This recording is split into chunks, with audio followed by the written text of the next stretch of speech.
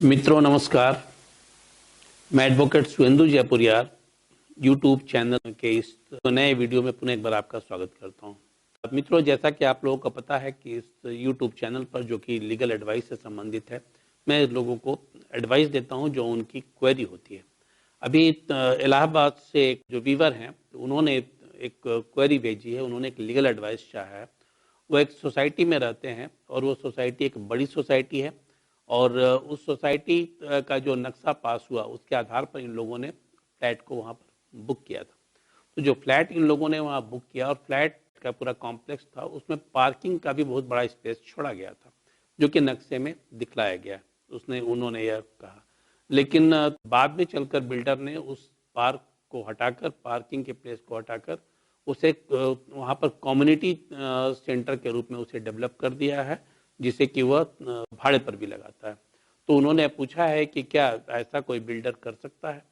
तो मित्र, मैं आपको बतला दूं कि यदि नक्शा पास हुआ है, ठीक है, नक्शा पास हुआ है जिसमें कि वह ओपन स्पेस दिखलाया गया है या फिर पार्किंग स्पेस दिखलाया गया है या फिर तो वहाँ पर दिखलाया गया है कि कोई गार्डन है, पार्क है, वह दिखलाया गया है, तब ऐसी स्थिति में बिल्डर वहाँ पर कोई भी कंस्ट्रक्शन नहीं कर सकता है।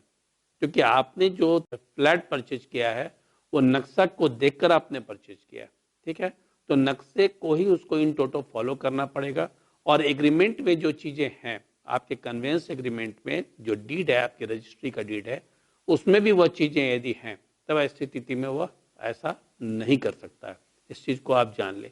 और अभी आपको पता है कि रेरा एक्ट जब से बना है 2016 में, तो रेरा एक्ट के बाद सारी स्पेसिफिकेशन को बहुत क्लियर कर दिया गया है और बिल्डर्स के ऊपर काफ़ी नकेल कसने की कोशिश सरकार के द्वारा की गई है।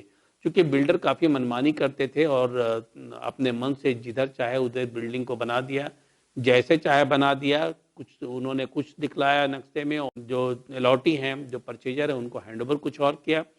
तो यह सारे केस काफ़ी लंबे चलते थे सिविल कोर्ट में, लेकिन अब वो सारा कुछ खत्म हो गया है।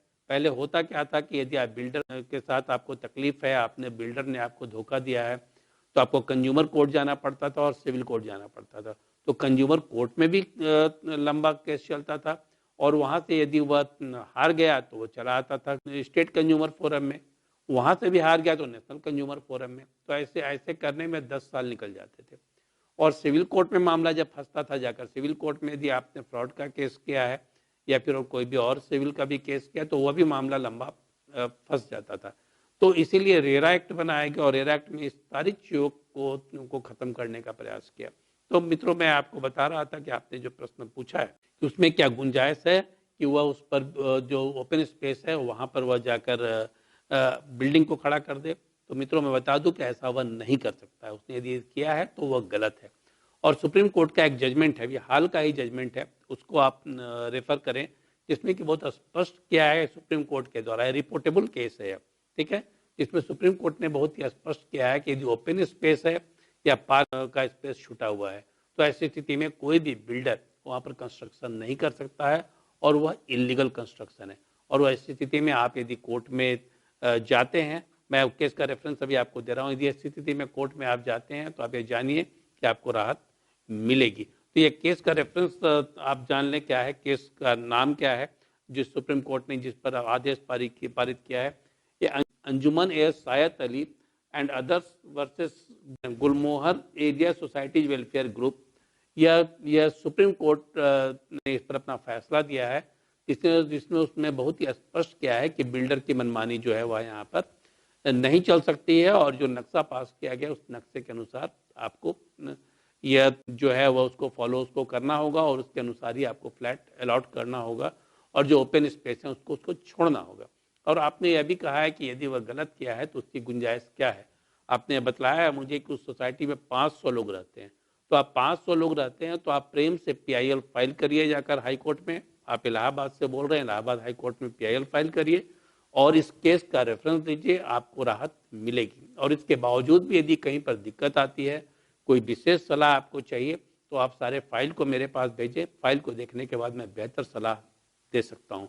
मेरे पास बहुत सारे फाइल आते हैं और मैं उन पर रिटन डॉक्यूमेंट तैयार कर मैं अपने क्लाइंट को भेज देता हूँ। ऑफकोर्स थोड़ी फी उसमें चार्ज मैं करता हूँ, क्योंकि काफ़ी समय उसमें लग जाता है।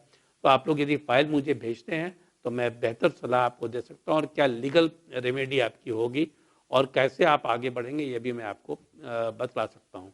तो मित्र, मुझे उम्मीद है कि आप को जो मैंने बतलाया है वो आप समझ गए होंगे और उसके अकॉर्डिंगली एक्शन लेंगे। और दिक्कत आती है तो मैं हूँ, आप आराम से मुझसे सलाह ले सकते हैं, फिजिकली आकर, डाक से अपने पेपर्स को भेजकर। तो मित्रों नमस्कार, धन्यवाद।